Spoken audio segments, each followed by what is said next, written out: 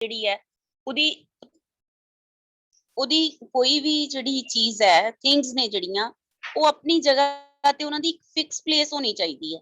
ਕੋਈ ਵੀ ਚੀਜ਼ ਹੈ, ਦੇਖੋ ਇੱਕ ਆਰਗੇਨਾਈਜੇਸ਼ਨ ਦੇ ਵਿੱਚ ਬਹੁਤ ਸਾਰੀਆਂ ਥਿੰਗਸ ਹੁੰਦੀਆਂ ਨੇ, ਚੀਜ਼ਾਂ ਹੁੰਦੀਆਂ ਨੇ, ਉਹਨਾਂ ਦੀ ਸਭ ਦੀ ਆਪਣੀ ਆਪਣੀ ਜਗ੍ਹਾ ਹੋਣੀ ਚਾਹੀਦੀ ਹੈ ਔਰ ਉਹ ਫਿਕਸ ਹੋਣੀ ਚਾਹੀਦੀ ਹੈ। ਤੇ ਜਿਹੜੀ ਚੀਜ਼ ਜਿਸ ਨੂੰ ਚਾਹੀਦੀ ਹੈ ਤਾਂ ਫਿਰ ਉਹ ਸੇਮ ਪਲੇਸ ਤੇ ਆ ਕੇ ਉੱਥੋਂ ਲੈ ਸਕਦਾ ਹੈ, ਈਜ਼ੀਲੀ ਉਹਨੂੰ ਫਿਰ ਮਿਲ ਵੀ ਜਾਏਗੀ। ਅਦਰਵਾਈਜ਼ ਉਹਨੂੰ ਚੀਜ਼ ਜਿਹੜੀ ਹੈ ਜੇ ਬਾਰ-ਬਾਰ ਲੱਭਣੀ ਪਏ ਤਾਂ ਬਹੁਤ ਟਾਈਮ ਵੇਸਟ ਹੁੰਦਾ ਹੈ। ਜਿਸ ਤਰ੍ਹਾਂ ਕਿ ਕੰਮ ਕਰਨ ਵਾਸਤੇ ਵਰਕਰਸ ਨੂੰ ਹਥੌੜੀ ਚਾਹੀਦੀ ਹੈ, ਛੈਣੀ ਚਾਹੀਦੀ ਹੈ, ਕਿੱਲਾਂ ਚਾਹੀਦੀਆਂ ਨੇ, ਜਾਂ ਕੋਈ ਸਕਰੂ ਡਰਾਈਵਰਸ ਚਾਹੀਦੇ ਨੇ, ਜਾਂ ਕੁਝ ਹੋਰ ਚਾਹੀਦਾ ਹੈਗਾ, ਇਸ ਤਰ੍ਹਾਂ ਦੇ ਛੋਟੇ ਛੋਟੇ ਟੂਲਸ ਹੁੰਦੇ ਨੇ। ਠੀਕ ਹੈ, ਖਾਸ ਕਰ ਵੱਡੀਆਂ ਮਸ਼ੀਨਾਂ ਜਿਹੜੀਆਂ ਹੁੰਦੀਆਂ ਨੇ ਉਹ ਤੇ ਦਿਖ ਹੀ ਜਾਂਦੀਆਂ ਨੇ, ਉਹ ਪਤਾ ਹੀ ਹੁੰਦਾ ਕਿ ਉਹ ਫਿਕਸ ਕੀਤੀਆਂ ਹੀ ਹੁੰਦੀਆਂ ਨੇ। ਠੀਕ ਹੈ, ਬਟ ਜਿਹੜੇ ਛੋਟੇ ਚੀਜ਼ਾਂ ਹੁੰਦੀਆਂ ਨੇ ਉਹਨਾਂ ਦੀ ਬੜੀ ਵੱਡੀ ਪ੍ਰੋਬਲਮ ਆਉਂਦੀ ਹੈ, ਤਾਂ ਜੇ ਉਹ ਆਪਣੀ ਜਗ੍ਹਾ ਤੇ ਪਈਆਂ ਹੋਣਗੀਆਂ ਤਾਂ ਕੋਈ ਵੀ ਵਰਕਰ ਜਿਹੜਾ ਉਹਨਾਂ ਨੂੰ ਈਜ਼ੀਲੀ ਲੈ ਸਕਦਾ ਹੈ। ਐਂਡ ਜਿਹੜੇ EMPLOYEES ਹੈਗੇ ਨੇ ਬੇਟੇ, ਉਹਨਾਂ ਦੀ ਪਲੇਸ ਵੀ ਫਿਕਸ ਹੋਣੀ ਚਾਹੀਦੀ ਹੈ। ਠੀਕ ਹੈ, ਉਹਨਾਂ ਦਾ ਕੈਬਿਨ ਹੈ ਜਿਹੜਾ ਫਿਕਸ ਹੋਣਾ ਚਾਹੀਦਾ, ਪਲੇਸ ਉਹਨਾਂ ਦੀ ਜਾਂ ਕੈਬਿਨ ਹੈ ਜਾਂ ਸੀਟ ਹੈ ਜਿਹੜੀ, ਠੀਕ ਹੈ, ਉਹ ਪ੍ਰੋਪਰ ਫਿਕਸ ਹੋਈ ਹੋਣੀ ਚਾਹੀਦੀ ਹੈ ਤੇ ਉਹ ਆਪਣੀ ਸੀਟ ਤੇ ਹੀ ਮਿਲਣੇ ਚਾਹੀਦੇ ਹੈ।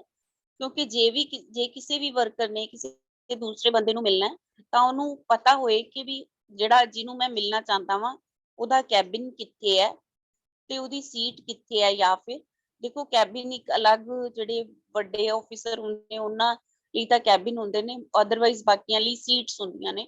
ਠੀਕ ਹੈ, ਤਾਂ ਉਹਨਾਂ ਦੀ ਜਿਹੜੀ ਫਿਕਸ ਸੀਟ ਜਾਂ ਫਿਕਸ ਕੈਬਿਨ ਹੋਣਾ ਚਾਹੀਦਾ। ਜਿਸ ਤਰ੍ਹਾਂ ਕਿ ਇੱਕ ਵਰਕਰ ਹੈ, ਜੇ ਉਹ ਪ੍ਰੋਡਕਸ਼ਨ ਮੈਨੇਜਰ ਨੂੰ ਮਿਲਣਾ ਚਾਹੁੰਦਾ ਹੈ ਤਾਂ ਪ੍ਰੋਡਕਸ਼ਨ ਮੈਨੇਜਰ ਦਾ ਇੱਕ ਕੈਬਿਨ ਹੋਣਾ ਚਾਹੀਦਾ, ਉਹਦੇ ਵਿੱਚ ਹੀ ਫਿਕਸ ਹੈ ਉਹਦੀ ਪਲੇਸ, ਉੱਥੇ ਹੀ ਉਹਨੂੰ ਬੈਠਣਾ ਪਏਗਾ।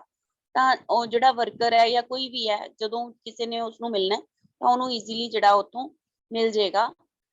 ਨਹੀਂ ਤਾਂ ਫਿਰ ਉਹਨੂੰ ਜੇ ਢੂੰਡਣਾ ਪੈ ਜੇ, ਉਹਦੀ ਸੀਟ ਫਿਕਸ ਨਾ ਹੋਏ, ਕੋਈ ਕਿਤੇ ਬੈਠਾ ਕੋਈ ਕਿਤੇ ਬੈਠਾ ਹੈਗਾ, ਕਦੀ ਕਿਤੇ ਬੈਠ ਰਿਹਾ ਕਦੀ ਕਿਤੇ ਬੈਠ ਰਿਹਾ, ਤਾਂ ਫਿਰ ਇਹ ਇੱਕ ਵੱਡੀ ਪ੍ਰੋਬਲਮ ਜਿਹੜੀ ਹੈ ਉਹ ਆ ਜਾਏਗੀ। ਨਾਲੇ ਜਿਹੜਾ EMPLOYEE ਹੈ ਉਹਨੇ ਹਰ ਰੋਜ਼ ਜਿਹੜਾ ਕੰਮ ਕਰਨਾ ਹੈਗਾ ਤਾਂ ਉਹਨੇ ਆਪਣੀ ਸਹੂਲਤ ਦੇ ਹਿਸਾਬ ਨਾਲ ਆਪਣੇ ਜਿਹੜੇ ਔਜ਼ਾਰ ਨੇ, ਸੰਦ ਸਾਜ਼ੋ ਸਮਾਨ ਨੇ, ਜਾਂ ਕੰਪਿਊਟਰ ਹੈ ਜਾਂ ਕੋਈ ਫਾਈਲਸ ਨੇ, ਉਹ ਸੇਮ ਜਗ੍ਹਾ ਤੇ ਰੱਖਣੀਆਂ ਹੁੰਦੀਆਂ, ਉੱਥੇ ਹੀ ਉਹਦੇ ਕੋਲ ਉਹਦੀ ਅਲਮੀਰਾ ਵਗੈਰਾ ਹੁੰਦੀ ਹੈ।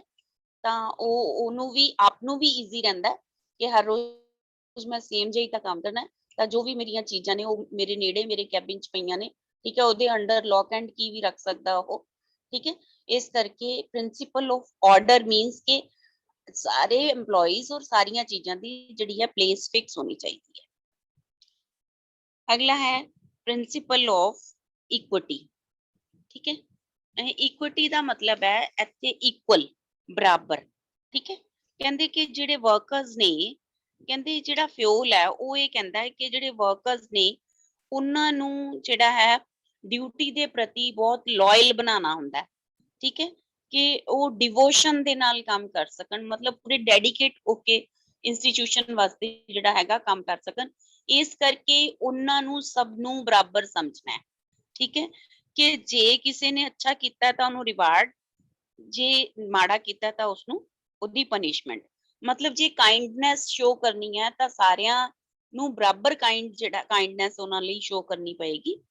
ਤਾਂ ਉਹਦੇ ਵਿੱਚ ਜਿਹੜਾ ਹੈਗਾ ਕਿ ਜੇ ਮੰਨ ਲਓ ਕਿਸੇ ਨੂੰ ਪ੍ਰਮੋਟ ਕਰਨਾ ਹੈਗਾ, ਕਿਸੇ ਨੂੰ ਪ੍ਰਮੋਸ਼ਨ ਦੇਣੀ ਹੈ, ਠੀਕ ਹੈ, ਤਾਂ ਉਹਦੇ ਵਿੱਚ ਜਿਹੜਾ ਹੈ ਨੈਪੋਟਿਜ਼ਮ ਜਾਂ ਫੇਵਰਿਜ਼ਮ ਨਹੀਂ ਹੋਣੀ ਚਾਹੀਦੀ। ਠੀਕ ਹੈ, ਕੋਈ ਵੀ ਫੇਵਰ ਕਰੋਗੇ, ਜਿਸ ਤਰ੍ਹਾਂ ਕਿ ਜਿਵੇਂ ਮੰਨ ਲਓ ਕਿ ਕੁਝ ਵਰਕਰਸ ਨੇ, ਠੀਕ ਹੈ, ਉਹਨਾਂ ਨੂੰ ਜਿਹੜਾ ਹੈ ਉਹਨਾਂ ਵਿੱਚੋਂ ਇੱਕ ਵਰਕਰ ਜਿਹੜਾ ਤੁਹਾਨੂੰ ਮੈਂ ਦੱਸਿਆ ਉਹਨੂੰ ਹੈਡ ਬਣਾਇਆ ਹੋਇਆ ਹੁੰਦਾ, ਤਾਂ ਉਸਦੀ ਜਿਹੜੀ ਟੀਮ ਦੇ ਵਿੱਚ ਜਿਹੜਾ ਇੱਕ ਹੈ ਉਹਦਾ ਫਰੈਂਡ ਹੈ, ਜਾਂ ਫਿਰ ਉਹਦੇ ਭਤੀਜਾ ਹੈਗਾ ਕੋਈ, ਜਾਂ ਭਾਂਜਾ, ਜਾਂ ਕੋਈ ਉਹਦਾ ਆਪਣਾ ਰਿਲੇਟਿਵ ਹੈਗਾ ਕੋਈ ਜਾਣ ਪਹਿਚਾਣ ਚੋਂ ਹੈ। ਠੀਕ ਹੈ, ਇਹਨੂੰ ਨੈਪੋਟਿਜ਼ਮ ਕਹਿੰਦੇ ਨੇ। ਤਾਂ ਉਹਦੀ ਤਾਂ ਉੱਪਰ ਜਾ ਕੇ ਜਿਹੜਾ ਰਿਪੋਰਟ ਵਧੀਆ ਦੇਗਾ ਕਿ ਵੀ ਇਹ ਬਹੁਤ ਵਧੀਆ ਕੰਮ ਕਰ ਰਿਹਾ, ਭਾਵੇਂ ਉਹ ਨਹੀਂ ਵੀ ਕਰ ਰਿਹਾ ਹੋਵੇਗਾ ਫਿਰ ਵੀ ਉਹਦੀ ਰਿਪੋਰਟ ਜਿਹੜੀ ਹੈ ਅੱਗੇ ਜਾ ਕੇ ਅੱਛੀ ਦੇ ਦੇਗਾ। ਠੀਕ ਹੈ, ਜਾਂ ਉਹਦੀ ਕਿਸੇ ਦੀ ਫੇਵਰ ਕਰੇਗਾ ਉਹ, ਤਾਂ ਉਹਦੇ ਨਾਲ ਇਹ ਹੈ ਕਿ ਇੱਕ ਗਲਤ ਬੰਦਾ ਪ੍ਰਮੋਟ ਹੋ ਜਾਏਗਾ ਤੇ ਜਿਹੜਾ ਠੀਕ ਕੰਮ ਕਰ ਰਿਹਾ ਹੈਗਾ ਉਹ ਪ੍ਰਮੋਟ ਨਹੀਂ ਹੋਏਗਾ। ਠੀਕ ਹੈ, ਇਸ ਤਰ੍ਹਾਂ ਨਹੀਂ ਹੋਣਾ ਚਾਹੀਦਾ, ਸਭ ਨੂੰ ਬਰਾਬਰ ਹੱਕ ਹੈ ਜਿਹੜਾ ਹੈਗਾ ਪ੍ਰਮੋਸ਼ਨ ਲੈਣ ਦਾ ਜਾਂ ਰਿਵਾਰਡ ਲੈਣ ਦਾ, ਸਭ ਨੂੰ ਕੋਈ ਮਤਲਬ ਜਿਹੜੀ ਵੀ ਇੰਸਟੀਟਿਊਸ਼ਨ ਹੈਗੀ ਆ ਉਹਦੇ ਚ ਨੈਪੋਟਿਜ਼ਮ ਐਂਡ ਫੇਵਰਿਜ਼ਮ ਜਿਹੜੀ ਆ ਬਿਲਕੁਲ ਨਹੀਂ ਹੋਣੀ ਚਾਹੀਦੀ। ਬਟ ਇਹਦਾ ਇਹ ਵੀ ਮਤਲਬ ਨਹੀਂ ਹੈ ਕਿ ਸੈਲਰੀ ਸਭ ਨੂੰ ਇਕੁਅਲ ਮਿਲੇਗੀ, ਇਸ ਤਰ੍ਹਾਂ ਦੀ ਕੋਈ ਗੱਲ ਨਹੀਂ ਹੈਗੀ। ਉਹ ਤਾਂ ਕੰਮ ਦੇ ਹਿਸਾਬ ਨਾਲ ਹੀ ਮਿਲਦੀ ਹੈਗੀ ਹੈ। ਠੀਕ ਹੈ, ਇੱਕ ਵਰਕਰ ਤੇ ਇੱਕ ਮੈਨੇਜਰ ਹੈ ਜਿਹੜਾ, ਉਹਨਾਂ ਦੋਨਾਂ ਦੀ ਸੈਲਰੀ ਬਰਾਬਰ ਨਹੀਂ ਹੋ ਸਕਦੀ। ਜਸਟ ਜਿਹੜਾ ਹੈ ਇਕੁਅਲ ਇਸ ਕਰਕੇ ਹੁੰਦਾ ਕਿ ਡਿਸਪਲਿਨ ਬਣਿਆ ਰਹੇ, ਕਿ ਇਸ ਤਰ੍ਹਾਂ ਨਹੀਂ ਹੈਗਾ ਕਿ ਇੱਕ ਵਰਕਰ ਨੂੰ ਤਾਂ ਸਜ਼ਾ ਮਿਲੇ ਲੇਕਿਨ ਮੈਨੇਜਰ ਨੂੰ ਮਿਲੇ ਹੀ ਨਾ, ਜਾਂ ਮੈਨੇਜਰ ਨੂੰ ਮਿਲੇ ਤੇ ਵਰਕਰ ਨੂੰ ਨਾ ਮਿਲੇ। ਠੀਕ ਹੈ, ਜੇ ਗਲਤ ਕੀਤਾ ਤਾਂ ਮੈਨੇਜਰ ਵੀ ਗਲਤ ਹੋ ਸਕਦਾ, ਵਰਕਰ ਵੀ ਗਲਤ ਹੋ ਸਕਦਾ, ਤਾਂ ਦੋਨਾਂ ਨੂੰ ਹੀ ਸਜ਼ਾ ਮਿਲੇਗੀ। ਔਰ ਰੂਲਸ ਹੁੰਦੇ ਨੇ, ਰੈਗੂਲੇਸ਼ਨਸ ਹੁੰਦੇ ਨੇ ਕਿਸੇ ਵੀ ਇੰਸਟੀਟਿਊਸ਼ਨ ਦੇ। ਠੀਕ ਹੈ, ਤਾਂ ਬਰਾਬਰ ਦੀ ਸਜ਼ਾ ਮਿਲਦੀ ਹੈ, ਭਾਵੇਂ ਕੋਈ ਉਹ ਆਫਿਸਰ ਹੈ, ਭਾਵੇਂ ਕੋਈ ਉਹ ਹੇਠਲੇ ਲੈਵਲ ਦਾ ਵਰਕਰ ਹੈ। ਠੀਕ ਹੈ, ਹਾਂਜੀ। ਨੈਕਸਟ ਜਿਹੜਾ ਪ੍ਰਿੰਸੀਪਲ ਹੈ ਉਹ ਹੈ principle of stability in tenure of personnel. ਠੀਕ ਹੈ, ਮੈਂ ਤੁਹਾਨੂੰ ਦੱਸ ਦਿਆਂ, ਪਰਸਨੇਲ ਦਾ ਮਤਲਬ ਹੁੰਦਾ ਪਰਸਨਸ। ਠੀਕ ਹੈ, ਪਰਸਨਸ ਤੋਂ ਬਣਿਆ। ਪਰਸਨੇਲ ਵਰਡ ਤੁਹਾਡੇ ਲਈ ਨਵਾਂ ਹੋਏਗਾ। ਠੀਕ ਹੈ, ਪਰਸਨੇਲ। ਠੀਕ ਹੈ, ਪਰਸਨਸ ਤੋਂ ਬਣਿਆ ਇਹ ਵਾਲਾ ਵਰਡ। ਠੀਕ ਹੈ, ਪਰਸਨੇਲ ਮੀਨਸ ਜਿਹੜੇ ਆਰਗੇਨਾਈਜੇਸ਼ਨ ਦੇ ਵਿੱਚ EMPLOYEES ਕੰਮ ਕਰ ਰਹੇ ਹੁੰਦੇ ਨੇ, ਇਹ ਉਹਨਾਂ ਨਾਲ ਰਿਲੇਟਡ ਹੈ ਇਹ ਵਾਲਾ ਵਰਡ। ਪਰਸਨੇਲ ਵਰਡ ਹੈ ਜਿਹੜਾ EMPLOYEES ਦੇ ਨਾਲ ਰਿਲੇਟਡ ਹੈ। ਪਰਸਨੇਲ ਦਾ ਮਤਲਬ ਵੈਸੇ ਹੀ ਹੁੰਦਾ ਕਿ ਕਿਸੇ ਆਰਗੇਨਾਈਜੇਸ਼ਨ ਦੇ ਵਿੱਚ EMPLOYEES ਜਿਹੜੇ ਆ ਸਿਲੈਕਟ ਕਰਨੇ, ਲਗਾਣੇ, ਉਹਨਾਂ ਦੀ ਟ੍ਰੇਨਿੰਗ, ਇਹ ਪਰਸਨੇਲ ਡਿਪਾਰਟਮੈਂਟ ਦਾ ਹੀ ਕੰਮ ਹੁੰਦਾ ਸਾਰਾ। ਠੀਕ ਹੈ, ਤਾਂ ਇੱਥੇ ਜਿਹੜੀ ਪ੍ਰਿੰਸੀਪਲ ਦੀ ਗੱਲ ਹੋ ਰਹੀ ਹੈ ਉਹ ਇਹ ਹੈਗੀ ਹੈ ਕਿ ਉਹਨਾਂ ਜਿਹੜੀ ਪਰਸਨੇਲ ਹੈ, ਮਤਲਬ ਪਰਸਨਸ ਨੇ, ਮੀਨਸ EMPLOYEES ਨੇ, ਉਹਨਾਂ ਦੀ ਜਿਹੜੀ ਟੈਨਿਓਰ ਹੈ, ਟੈਨਿਓਰ ਮੀਨਸ ਕੰਮ ਕਰਨ ਦਾ ਪੀਰੀਅਡ, ਸਮਾਂ। ਠੀਕ ਹੈ, ਉਹ ਸਟੇਬਲ ਹੋਣਾ ਚਾਹੀਦਾ, ਉਹ ਸਟੇਬਲ ਹੋਣਾ ਚਾਹੀਦਾ। ਠੀਕ ਹੈ, this is called principle of stability in the tenure of personnel.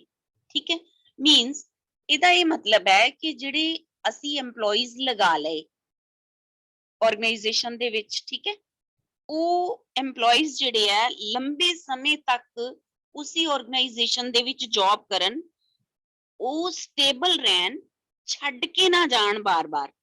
ਠੀਕ ਹੈ, ਜਦੋਂ ਵੀ ਕੋਈ ਦੇਖੋ EMPLOYEES ਨੂੰ ਸਿਲੈਕਟ ਕਰਨਾ, ਰਿਕਰੂਟ ਕਰਨਾ, ਫਿਰ ਉਹਨਾਂ ਦੀ ਟ੍ਰੇਨਿੰਗ ਕਰਕੇ ਆਰਗੇਨਾਈਜੇਸ਼ਨ 'ਚ ਕੰਮ ਕਰਨ ਦੇ ਉਹਨਾਂ ਨੂੰ ਕਾਬਿਲ ਬਣਾਉਣਾ। ਠੀਕ ਹੈ, ਇਹ ਇੱਕ ਬਹੁਤ ਮਿਹਨਤ ਵਾਲਾ ਕੰਮ ਹੁੰਦਾ ਹੈ। ਬਾਰ-ਬਾਰ ਅਸੀਂ ਜਦੋਂ ਫਿਰ ਪੈਸੇ ਵੀ ਬਹੁਤ ਲੱਗਦੇ ਨੇ, ਇਸ 'ਚ ਟਾਈਮ ਵੀ ਬਹੁਤ ਜ਼ਿਆਦਾ ਲੱਗਦਾ ਕਿ ਜਦੋਂ ਵੀ ਕੋਈ ਆਰਗੇਨਾਈਜੇਸ਼ਨ ਜਿਹੜੀ ਹੈਗੀ ਹੈ ਨਵੇਂ EMPLOYEES ਨੂੰ ਲੱਭਦੀ ਹੈ, ਠੀਕ ਹੈ, ਟਾਈਮ ਵੇਸਟ ਕਰਦੀ ਹੈ, ਉਹਦੇ ਤੇ ਪੂਰਾ ਟਾਈਮ ਲੱਗਦਾ, ਮਨੀ ਵੀ ਲੱਗਦਾ ਹੈਗਾ, ਟ੍ਰੇਨਿੰਗ ਵੀ ਦੇਣੀ ਪੈਂਦੀ ਹੈ, ਬਹੁਤ ਮਿਹਨਤ ਵੀ ਲੱਗਦੀ ਹੈ। ਤੇ ਜੇ ਉਹ ਟ੍ਰੇਨਡ ਜਿਹੜੇ ਵਰਕਰਸ ਨੇ, ਜੇ ਉਹ ਛੱਡ ਕੇ ਚਲੇ ਜਾਣ ਤਾਂ ਫਿਰ ਹੋਰ ਨਵੇਂ ਰੱਖਣੇ ਪੈਣਗੇ, ਤਾਂ ਦੁਬਾਰਾ ਸਾਰਾ ਪ੍ਰੋਸੈਸ ਜਿਹੜਾ ਹੈ ਉਹ ਫਿਰ ਨਵੇਂ ਸਿਰੇ ਤੋਂ ਸ਼ੁਰੂ ਹੋ ਜਾਂਦਾ ਹੈ। ਠੀਕ ਹੈ, ਜਿਹੜੀਆਂ ਵੱਡੀਆਂ ਆਰਗੇਨਾਈਜੇਸ਼ਨਸ ਨੇ ਉੱਥੇ ਇਹ ਜ਼ਿਆਦਾ ਦਿੱਕਤ ਆਉਂਦੀ ਹੈ। ਤਾਂ ਕਹਿੰਦੇ ਵੀ ਉਹਨੂੰ ਇੰਨੀ ਸੈਲਰੀ ਦਿਓ, ਉਹਨੂੰ ਇਹੋ ਜਿਹਾ ਮਾਹੌਲ ਦਿਓ ਤਾਂ ਕਿ ਉਹ ਛੱਡ ਕੇ ਨਾ ਜਾਏ। This principle shows tells the organizations to stabilize the EMPLOYEES। ਠੀਕ ਹੈ, ਕਿ ਉਹ ਛੱਡ ਕੇ ਨਾ ਜਾਣ, ਕਿਉਂਕਿ ਇਹਦੇ ਨਾਲ ਜਿਹੜਾ ਹੈਗਾ ਮਤਲਬ ਉਹਨਾਂ ਨੂੰ ਲਾਇਲ ਬਣਾਇਆ ਜਾਏ, ਉਹਨਾਂ ਦੇ ਮਾਈਂਡ ਦੇ ਵਿੱਚ ਇਹ ਹੋਏ ਕਿ ਸਾਨੂੰ ਇੱਥੇ ਪ੍ਰਮੋਸ਼ਨ ਵੀ ਮਿਲਣੀ ਹੈ, ਠੀਕ ਹੈ, ਸਾਡੀ ਸੈਲਰੀ ਵੀ ਵਧਣੀ ਹੈ। ਮਤਲਬ ਇਸ ਤਰ੍ਹਾਂ ਦੇ ਰੂਲਸ ਬਣਾਏ ਜਾਣ ਤਾਂ ਕਿ ਕੋਈ ਵੀ EMPLOYEE ਜਿਹੜਾ ਹੈਗਾ ਉਹ ਜਲਦੀ ਛੱਡ ਕੇ ਨਾ ਜਾਏ। ਠੀਕ ਹੈ, ਉਹਦੇ ਵਿੱਚ ਮਤਲਬ ਇਹਦੇ ਨਾਲ ਜਿਸ ਤਰ੍ਹਾਂ ਕਿ ਜੇ ਕਿਸੇ ਨੂੰ ਪਤਾ ਹੋਏ ਕਿ ਮੈਨੂੰ ਤਾਂ ਕੱਚਾ ਰੱਖਿਆ ਹੋਇਆ, ਪਤਾ ਨਹੀਂ ਕਦੋਂ ਕੱਢ ਦੇਣ, ਤਾਂ ਫਿਰ ਉਹ ਨਿਕਲ ਕੇ ਕਿਸੇ ਹੋਰ ਆਰਗੇਨਾਈਜੇਸ਼ਨ 'ਚ ਜਾਣਾ ਚਾਹੇਗਾ, ਜਾਂ ਜੇ ਸੈਲਰੀ ਘੱਟ ਮਿਲੇਗੀ ਤਦ ਵੀ ਉਹ ਛੱਡ ਕੇ ਦੂਜੇ ਕਿਸੇ ਹੋਰ ਆਰਗੇਨਾਈਜੇਸ਼ਨ ਦੇ ਵਿੱਚ ਕੰਮ ਕਰਨਾ ਬਿਹਤਰ ਸਮਝੇਗਾ। ਠੀਕ ਹੈ, ਸੋ ਉਹਨੂੰ ਸੈਲਰੀ ਸਹੀ ਮਿਲੇ, ਠੀਕ ਹੈ, ਤੇ ਇੱਕ ਉਹਦੀ ਜੌਬ ਸਿਕਿਉਰਿਟੀ ਹੋਏ ਕਿ ਉਹਨੂੰ ਜੌਬ ਚੋਂ ਕੱਢਿਆ ਨਹੀਂ ਜਾਏਗਾ। ਠੀਕ ਹੈ, ਸਮੇਂ ਦੇ ਨਾਲ ਉਹਦੀ ਸੈਲਰੀ ਵਧੇਗੀ, ਪ੍ਰਮੋਸ਼ਨ ਹੋਏਗੀ, ਜੇ ਉਹਨੂੰ ਇਸ ਤਰ੍ਹਾਂ ਦੀਆਂ ਫੈਸਿਲਿਟੀਆਂ ਮਿਲਣਗੀਆਂ, ਠੀਕ ਹੈ, ਤਾਂ ਫਿਰ ਉਹ ਲੰਬੇ ਸਮੇਂ ਤੱਕ ਜਿਹੜਾ ਹੈ ਉਸ ਆਰਗੇਨਾਈਜੇਸ਼ਨ ਨਾਲ ਜੁੜਿਆ ਰਹੇਗਾ ਤੇ ਕੰਮ ਕਰਦਾ ਰਹੇਗਾ। ਠੀਕ ਹੈ, so principle of stability in the tenure of personnel is must in an organization। ਹਾਂਜੀ, next 13th principle है principle of initiative। Principle of initiative, principle of initiative. Initiative का की मतलब हुंदा कि ਜਿਹੜੀ भी प्लान वगैरह बनाई गई है किसी भी ऑर्गेनाइजेशन दे ਉਹ सक्सेसफुली इंप्लीमेंट हो जाए, मीनस कि ਵਧੀਆ ਤਰੀਕੇ ਨਾਲ ਜਿਹੜਾ ਹੈ ਉਹਦੇ ਉੱਤੇ ਕੰਮ ਹੋਏ। ਠੀਕ ਹੈ, ਸਭ ਨੂੰ ਸਮਝ ਆ ਜੇ ਕਿ ਜਿਹੜੀ ਵੀ ਪਲਾਨ ਬਣੀ ਹੈ ਉਹਦਾ ਮੀਨਿੰਗ ਕੀ ਹੈ, ਉਹਦੇ ਤੇ ਕਿੱਦਾਂ ਵਰਕ ਕਰਨਾ ਹੈ। ਠੀਕ ਹੈ, ਇਹ ਮੈਨੇਜਰਸ ਦੀ ਰਿਸਪੌਂਸਿਬਿਲਟੀ ਹੁੰਦੀ ਹੈ ਕਿ ਸਾਰਿਆਂ ਨੂੰ ਜਿਹੜਾ ਸਬੋਰਡੀਨੇਟਸ ਜਿਨੇ ਵੀ ਨੇ ਉਹਨਾਂ ਨੂੰ ਜਿਹੜਾ ਹੈ ਪਲਾਨ ਅੱਛੀ ਤਰ੍ਹਾਂ ਸਮਝਾ ਦੇ ਤੇ ਕਰਕੇ ਵੀ ਦਿਖਾਏ। ਇਨੀਸ਼ੀਏਟਿਵ ਲੈ ਮਤਲਬ ਇਨੀਸ਼ੀਅਲ ਸਟਾਰਟ, ਇਨੀਸ਼ੀਅਲ ਦਾ ਮਤਲਬ ਵੈਸੇ ਸਟਾਰਟਿੰਗ ਹੁੰਦਾ ਕਿ ਸਟਾਰਟ ਕਰਕੇ ਦੇ, ਸਮਝਾਏ, ਕਰਕੇ ਦਿਖਾਏ। ਠੀਕ ਹੈ, ਉਹਦੇ ਲਈ ਇਨੀਸ਼ੀਏਟਿਵ ਲਏ ਕਿ ਜਿਹੜੀ ਵੀ ਕੋਈ ਵੀ ਪਲਾਨ ਬਣੀ ਹੈ ਉਹ ਅੱਛੀ ਤਰ੍ਹਾਂ ਸਕਸੈਸਫੁਲੀ ਜਿਹੜੀ ਹੈ ਇੰਪਲੀਮੈਂਟ ਵੀ ਹੋਏ। ਕਿਉਂਕਿ ਤੁਹਾਨੂੰ ਪਤਾ ਕਿ ਪਲਾਨਸ ਤਾਂ ਬਣਦੀਆਂ ਨੇ, ਲੇਕਿਨ ਜਿਵੇਂ ਗਵਰਨਮੈਂਟ ਪਲਾਨਸ ਮੋਸਟਲੀ ਬਣਦੀਆਂ ਤਾਂ ਬੜੇ ਵਧੀਆ ਢੰਗ ਨਾਲ ਨੇ, ਬਟ ਫਿਰ ਜਦੋਂ ਉਹਨਾਂ ਨੂੰ ਇੰਪਲੀਮੈਂਟ ਕਰਵਾਉਣ ਦੀ ਵਾਰੀ ਆਉਂਦੀ ਹੈ ਤਾਂ ਉਹ ਫਿਰ ਪ੍ਰੋਪਰਲੀ ਜਿਹੜੀਆਂ ਇੰਪਲੀਮੈਂਟ ਨਹੀਂ ਹੁੰਦੀਆਂ ਜਾਂ ਫਿਰ ਸਰਕਾਰ ਬਦਲ ਜਾਂਦੀ ਹੈ। ਜਿਸ ਤਰ੍ਹਾਂ ਕਿ ਤੁਹਾਨੂੰ ਪਤਾ ਹੀ ਹੈ ਕਿ ਗਵਰਨਮੈਂਟ ਜਿਹੜੀਆਂ 5 ਇਅਰਸ ਵਾਸਤੇ ਬਣਦੀਆਂ ਨੇ, ਤਾਂ ਜਦੋਂ ਕੋਈ ਪਲਾਨ ਬਣਦੀ ਹੈ ਉਹਨੂੰ ਸ਼ੁਰੂ ਕਰਦੇ ਕਰਦੇ ਜਿਹੜਾ ਹੈ 3-4 ਸਾਲ ਲੱਗ ਗਏ, ਉਹਨੂੰ ਜਦੋਂ ਪੂਰਾ ਉਹਦੇ ਤੇ ਕੰਮ ਕਰਵਾਉਣਾ ਹੁੰਦਾ, ਉਹਨੂੰ ਕੰਮ ਕਰਵਾਉਣ ਲਈ ਵੀ 5-7 ਸਾਲ ਚਾਹੀਦੇ ਹੁੰਦੇ ਨੇ। ਇਹਨੇ ਸਰਕਾਰ ਬਦਲ ਜਾਂਦੀ ਹੈ ਤੇ ਨਵੀਂ ਸਰਕਾਰ ਆ ਕੇ ਨਵੇਂ ਪਲਾਨਸ ਜਿਹੜੇ ਆ ਉਹਨਾਂ ਤੇ ਕੰਮ ਕਰਨਾ ਸ਼ੁਰੂ ਕਰ ਦਿੰਦੀ ਹੈ। ਸੋ ਜਿਹੜੀਆਂ ਪਾਲਿਸੀਜ਼ ਅੱਛੀਆਂ ਬਣਦੀਆਂ ਨੇ ਉਹ ਬੜੀ ਵਾਰੀ ਇੰਪਲੀਮੈਂਟ ਹੋਣ ਤੇ ਪ੍ਰੋਪਰਲੀ ਇੰਪਲੀਮੈਂਟ ਹੋਣ ਤੋਂ ਰਹਿ ਜਾਂਦੀਆਂ ਨੇ, ਜਿਹਦੇ ਕਰਕੇ ਡਿਵੈਲਪਮੈਂਟ ਕਿਸੇ ਵੀ ਕੰਟਰੀ ਦੀ ਉੱਥੇ ਪ੍ਰੋਬਲਮ ਆਉਂਦੀ ਹੈ। ਠੀਕ ਹੈ, ਸੋ ਜਿਹੜੀ ਆਪਾਂ ਬਿਜ਼ਨਸ ਦੀ ਗੱਲ ਕਰ ਰਹੇ ਹਾਂ ਉਹਦੇ ਵਿੱਚ ਜਿਹੜੀ ਪਲਾਨ ਹੈ ਉਹ ਸਕਸੈਸਫੁਲੀ ਇੰਪਲੀਮੈਂਟ ਹੋਏ ਉਹਦੇ ਲਈ ਇਨੀਸ਼ੀਏਟਿਵ ਲੈਣਾ ਪੈਂਦਾ। ਕਹਿੰਦੇ ਕਿ ਫਿਊਲ ਜਿਹੜਾ ਸੁਜੈਸਟ ਕਰਦਾ ਹੈ ਇਸ ਦੇ ਮਾਮਲੇ ਦੇ ਵਿੱਚ ਕਿ ਜਿਹੜਾ ਮੈਨੇਜਰ ਹੈ ਉਹਨੂੰ ਆਪਣਾ ਕੈਬਿਨ ਛੱਡ ਕੇ ਅੱਗੇ ਆ ਕੇ ਕੰਮ ਜਿਹੜਾ ਹੈਗਾ ਸਮਝਾਉਣਾ ਚਾਹੀਦਾ, ਇਨੀਸ਼ੀਏਟਿਵ ਲੈਣਾ ਚਾਹੀਦਾ। ਉਹਦੇ ਨਾਲ ਉਹ ਇੱਕ ਅੱਛਾ ਮੋਟੀਵੇਟਰ ਵੀ ਹੋਏਗਾ ਤੇ ਬਾਕੀ ਜਿਹੜੇ ਉਹਦੇ ਸਬੋਰਡੀਨੇਟਸ ਨੇ ਉਹਨਾਂ ਨੂੰ ਜਿਹੜਾ ਹੈ ਮੋਟੀਵੇਟ ਵੀ ਹੋਣਗੇ ਤੇ ਉਹਨੂੰ ਦੇਖ ਕੇ ਕੰਮ ਵੀ ਕਰਨਗੇ ਔਰ ਵਧੀਆ ਤਰ੍ਹਾਂ ਨਾਲ ਕੰਮ ਕਰਨਗੇ, ਜਿਹਦੇ ਨਾਲ ਜਿਹੜੀ ਆਰਗੇਨਾਈਜੇਸ਼ਨ ਹੈਗੀ ਆ ਉਹ ਸਟਰੈਂਥਨ ਹੋਏਗੀ, ਤਾਕਤਵਰ ਹੋਏਗੀ। ਹਾਂਜੀ, ਲਾਸਟ ਬਟ ਨॉट ਲੀਸਟ, ਠੀਕ ਹੈ, this is very important principal, this is the principal for of Spirit D corps. जिवें मैं तुहानू कल कहा सी कि यूनिटी ऑफ कमांड है या कोई होर है हैगे है उन्हां ते 2 नंबर दा अलग तो क्वेश्चन आंदा है। इसी तरह principle of Spirit D corps जिहड़ा हैगा ਉਹਦੇ ਤੇ ਵੀ ਇੱਕ ਛੋਟਾ क्वेश्चन 2 मार्क्स ਦਾ अलग ਤੋਂ ਵੀ ਆ ਸਕਦਾ। ठीक है, ਇਹਦਾ मतलब ਕੀ ਹੈ ਬੇਟੇ? ਇਸ एस्पिरिट ਦਾ मतलब स्पिरिट ਤੋਂ ਹੈਗਾ। ठीक है, स्पिरिट काम करन दी ਜਿਹੜੀ ਇੱਛਾ ਹੈ, ਐਂਥੂਸੀਆਜ਼ਮ ਹੈ, ਠੀਕ ਹੈ, ਉਹ ਟੀਮ ਵਰਕ ਤੇ ਜ਼ੋਰ ਦੇ। ਠੀਕ ਹੈ, ਕੋਈ ਵੀ ਜਿਹੜੀ ਆਰਗੇਨਾਈਜੇਸ਼ਨ ਹੈ ਉਹ ਟੀਮ ਬਣਾ ਕੇ ਕੰਮ ਕਰੇ। ਠੀਕ ਹੈ, ਉਹ ਟੀਮ ਬਣਾ ਕੇ ਕੰਮ ਕਰੇ। ਠੀਕ ਹੈ, ਟੀਮ ਵਰਕ ਦਾ ਇਹ ਮਤਲਬ ਹੈ। ਠੀਕ ਹੈ, ਐਸਪਿਰਿਟ ਡੀ ਕॉर्प्स, ਕੋਆਪਰੇਸ਼ਨ ਵੀ ਹੋਏ। कॉर्प्स ਦਾ ਮਤਲਬ ਹੈ, कॉर्प्स ਜਿਹੜਾ ਵਰਡ ਲਿਆ ਗਿਆ ਕੋਆਪਰੇਸ਼ਨ ਤੋਂ ਲਿਆ ਗਿਆ। ਠੀਕ ਹੈ, ਕੋਆਪਰੇਸ਼ਨ ਦੇ ਨਾਲ ਚੱਲੇ। ਠੀਕ ਹੈ, ਟੀਮ ਵਰਕ ਐਂਡ ਕੋਆਪਰੇਸ਼ਨ। ਇਹ ਪ੍ਰਿੰਸੀਪਲ ਇਹੀ ਕਹਿੰਦਾ ਕਿ ਜਿਹੜੇ EMPLOYEES ਹੈਗੇ ਨੇ ਉਹਨਾਂ ਨੂੰ ਜਿਹੜਾ ਹੈ ਉਹਨਾਂ ਦੀ ਕੋਆਪਰੇਸ਼ਨ ਲਈ ਜਾਏ, ਇਸ ਢੰਗ ਨਾਲ ਉਹਨਾਂ ਨੂੰ ਮੋਟੀਵੇਟ ਕੀਤਾ ਜਾਏ ਕਿ ਉਹ ਟੀਮ ਬਣਾ ਕੇ ਕੰਮ ਕਰਨ। ਠੀਕ ਹੈ, ਇੱਕ ਦੂਸਰੇ ਨੂੰ ਕੋਆਪਰੇਟ ਕਰਨ।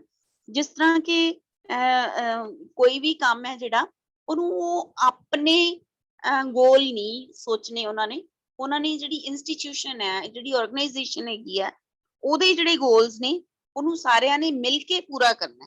ਠੀਕ ਹੈ, ਉਹਨਾਂ ਦੇ ਵਿੱਚ ਬਹੁਤ ਜ਼ਿਆਦਾ ਜਿਹੜਾ ਹੈ ਐਂਥੂਸੀਆਜ਼ਮ ਜਾਂ ਸਪਿਰਿਟ ਭਰ ਦਿੱਤੀ ਜਾਏ ਕਿ ਉਹ ਜਿਹੜਾ ਹੈਗਾ ਕਿ ਇਹ ਜਿਹੜੀ ਇੰਸਟੀਟਿਊਸ਼ਨ ਹੈ ਉਹਨਾਂ ਦੀ ਆਪਣੀ ਹੈ, ਇਹਨੂੰ ਅੱਗੇ ਲੈ ਕੇ ਜਾਣਾ ਜਿਹੜਾ ਹੈ ਉਹ ਉਹਨਾਂ ਨੂੰ ਵੀ ਉਹਦੀ ਜਿਹੜੀ ਹੈ ਜਿਹੜੀ ਰੈਪੂਟੇਸ਼ਨ ਨੂੰ ਅੱਛਾ ਕਰੇਗਾ।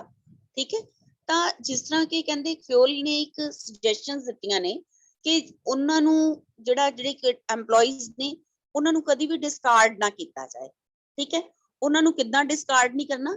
ਕਹਿੰਦੇ ਇੱਕ ਤਾਂ ਇੱਕ ਪਾਲਿਸੀ ਹੁੰਦੀ ਹੈ ਡਿਵਾਈਡ ਐਂਡ ਰੂਲ ਦੀ। ਬਹੁਤ ਸਾਰੇ ਐਡਮਿਨਿਸਟ੍ਰੇਟਰ ਇਸ ਤਰ੍ਹਾਂ ਹੀ ਕਰਦੇ ਨੇ ਕਿ EMPLOYEES ਨੂੰ ਕੀ ਕਰਦੇ ਨੇ, ਅਲੱਗ-ਅਲੱਗ ਧੜਿਆਂ 'ਚ ਵੰਡ ਕੇ ਰੱਖਦੇ ਨੇ, ਠੀਕ ਹੈ। ਕਿਸੇ ਨੂੰ ਕੁਝ ਕਹਿਤਾ, ਕਿਸੇ ਨੂੰ ਕੁਝ ਕਹਿ ਦਿੱਤਾ, ਵੀ ਸਾਰੇ ਅਲੱਗ-ਅਲੱਗ ਰਹਿਣ, ਇਕੱਠੇ ਨਾ ਹੋਣ। ਇਹ ਗਲਤ ਹੈ। ਕਾਰਡ ਕਰ ਦੋ ਡਿਵਾਈਡ ਐਂਡ ਰੂਲ ਵਾਲੀ, ਠੀਕ ਹੈ, ਕਿ ਵੀ ਅਲੱਗ-ਅਲੱਗ ਕਰ ਦੋ ਤਾਂ ਹੀ ਅਸੀਂ ਰਾਜ ਕਰ ਸਕਦੇ ਹਾਂ।